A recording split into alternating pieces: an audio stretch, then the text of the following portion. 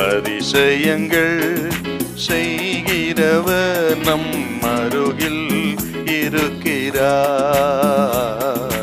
அற்புதங்கள் செய்கிறவர் என்றும் நமக்குள் வசிக்கிறார். யோவான் 6:10. இயேசு ஜனங்களை உட்கார வையுங்கள் என்றார். அந்த இடம் மிகுந்த புல்லுள்ளதாய் இருந்தது. பந்தி இருந்த புருஷர்கள் ஏறக்குறைய 5000 பேராய் இருந்தார்கள். ஆண்டவர் இப்பொழுது சீசல் கட்டளை கொடுக்கிறார், ஜனங்களை அங்கே உட்கார வையுங்கள்.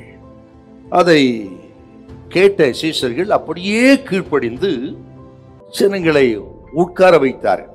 4 சுவிசேஷத்தை நீங்க பார்த்தீங்கன்னா வரிசை வரிசையா உட்கார வைத்தார்கள்.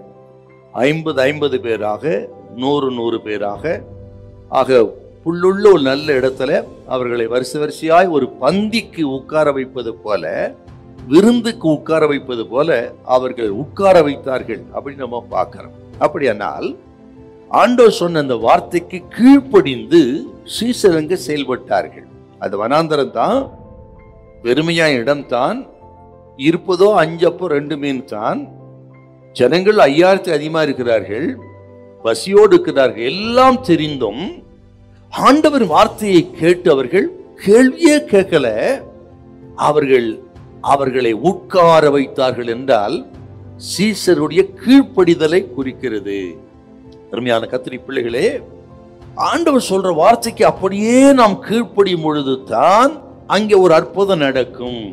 இன்னும் நான் உங்களுக்கு சொல்லுகிறேன், ஆண்டவர் அற்புதம் செய்வதற்கு என்ன தேவைன்னா கீழ்ப்படிதல் தான் தேவை. கீழ்ப்படிதல் என்பது விசுவாசத்தின் கிரியை. நம்ம விசுவாசிக்கிறோங்கிறதுக்கு அடையாளமே கீழ்ப்படிவதுதான். சீசர்கள் இயேசுவின் வார்த்தைக்கு கீழ்ப்படிந்தார்கள். அங்கேதான் இயேசு ஒரு அற்புதம் செய்தார். ஆகவே தான் சொல்லுகிறேன் கர்த்தருடைய பிள்ளைகளே, ஆண்டவர் விரும்புகிறதை செய்வதற்கு நாம் ஆயத்தமாயிருந்தால், அவர் சொல்லுவதை செய்வதற்கு ஆயத்தமாயிருந்தால், கீழ்ப்படிந்தால் அங்கே ஒரு அற்புதம் நடக்கும்.